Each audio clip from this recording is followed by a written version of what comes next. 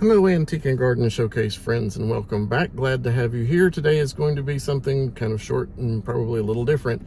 Today I'm in Harrodsburg, Kentucky, and I'm not really on a shopping trip for the booth or anything, but I'm on a shopping trip for my mom. When you see this, it will be her birthday on Saturday, and she saw a glass top table and chairs when I was over here finding some things for the booth the last time, and I kind of secretly snuck off and got that for her today. So I'm here at Charmed Antiques in Harrodsburg, which is owned by two really dear friends of mine, and I'm really glad that I was able to purchase this from them as well. So I'm going to take a look at the table and chairs that I snuck in and got for Mom today. I'm going to also go over to the next town. There's a wonderful bakery over there, and I've had a cake made for her over there as well. So this is Charmed Antiques, and it's in an old school building. It's on the end, and they've got a large space here, but you can tell it's them by their bright yellow doors when you come in. They're off Lexington Street in Harrodsburg, Kentucky.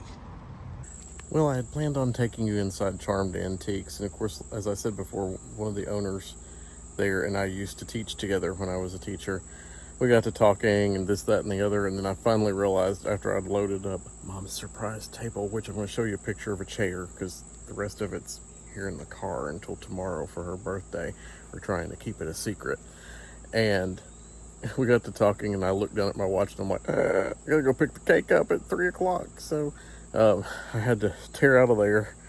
The cake was in the next town in a little bakery called Burke's Bakery in Danville.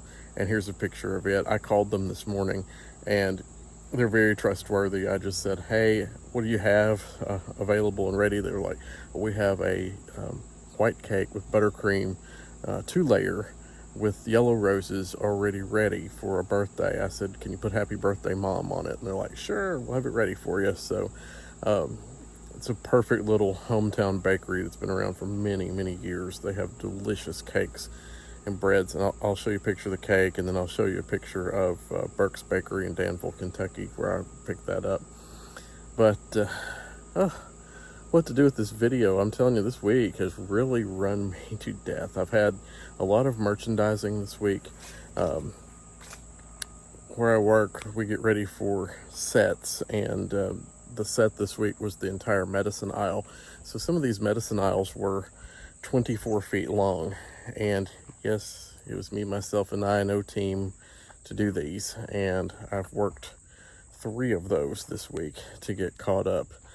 And having done that, I had to go pick up an auction in between, which is where I got all the paperweights and things that you saw in the last video, and also I had to go price all that, get it all ready, and take it to the shop. So there's been little time to get a lot of other things done, but we're going to take a look at a couple of things here in the yard. I'm going to show you an update again on the Zoysia grass, which is really, I worked hard on that the other day. I've got probably 65% of the yard taken care of. The larger patches I've not done over here on the side yard. I'll have to really make that look ugly, and I'm trying to avoid it as long as I can, but I know it's going to be ugly anyway once that Zoysia grass turns brown for the winter. That whole side of the driveway is going to be brown and yucky looking, so better now while I can reseed it. So let's take a look at what I've done on the backyard right now. I started up here on the property line. This is our property line right here, and I went down. It kind of tends to want to creep in from neighboring yards and directions, but in proximity to the house, this is the far right corner up here. So I started here with where this is kind of creeping in, and I worked my way down. As you can see, the property line goes to that telephone pole. So there was a lot of infiltration on this side, and I just took care of what was here. And I'll reseed that in with the fescue that I bought at Tractor Supply the other day. Over here, all these spots, I know they look horrible in the yard right now, but this is what it would look like in the winter time. Seriously, when it gets cold, this grass turns this straw brown like this in the middle of a fescue lawn. It looks horrible. So I've been dealing with this for the last few years, and it just keeps getting worse, and I kind of keep putting it off, and I'm like, no, this year I'm going to do it. I'm going to knock it all out as much as I possibly can and get this taken care of. So I literally walked up and down the yard. I started at the top just like this, walked. Every time I saw a patch, I stopped. I sprayed with the cleanup, which you can reseed after 1 day. But, you know, I just walked the pathway just like the lawnmower stripes. I would walk those and find any place that it was coming in. So you can see over here's more. There's more over here. This stuff is everywhere. And in fact, my goal was the right-hand side from over here all the way to the dog statue that I talked about in one of my very first videos, which is not really a statue, it's actually a rock. But so that's where I left off. But you can see here we're at the back side of the kitchen garden. There are huge patches of this in places. And this one, this is the second time I've done a kill here. And I had to do it really good because it was really bad before too. But now the really bad news is when we get past the dog rock, if you look starting about right there and going across, everything below that is all zoysia grass that has grown in. And this is that area I was talking about the other day where we have a stream that's on the opposite side of the fence. There's a cave, actually.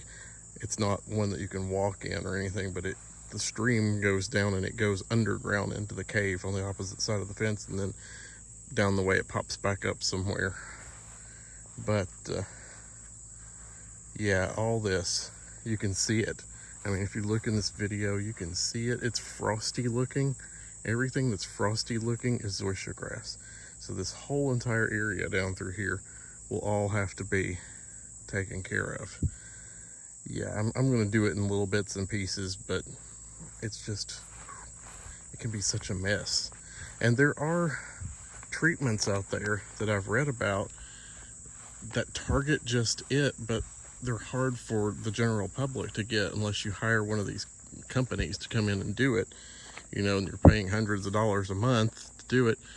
The bottle of stuff that targets just it alone and doesn't bother your other grass is something like $600 or $700. It's a ridiculous price.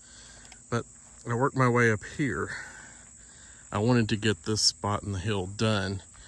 I'm trying to do this one in stages, so I'm trying to do this part first. Then I'm going to work my way up here to avoid water washing, which we don't have much trouble here if we put the drainage system in, but still if we get a huge rain, it's going to cause, you know, some erosion there. And I've got problems here starting like right here, going around up to here, around the tree, up through there. It actually goes all the way up to the edge of the driveway island. So all this, what I'm stepping on, this is all zoysia grass, and it's all got to go. But anyway, that's a tour around the grassy areas and what I've done so far to take out zoysia grass. And even up through here, this is all right below me. You can see it. It has that strange look to it, and if you pull it, you'll see that it has runners, and that's why it gets so invasive. It will run and just keep springing up everywhere. It's really bad around flower gardens too. You have to have an edge or it will pop up in there too. So that's where I'm at with zoysia grass.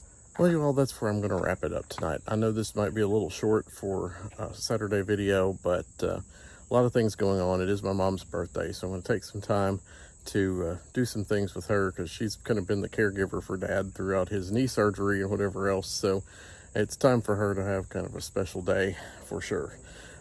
So hope you all have a great weekend, and I'll see you in the Wednesday video. Bye.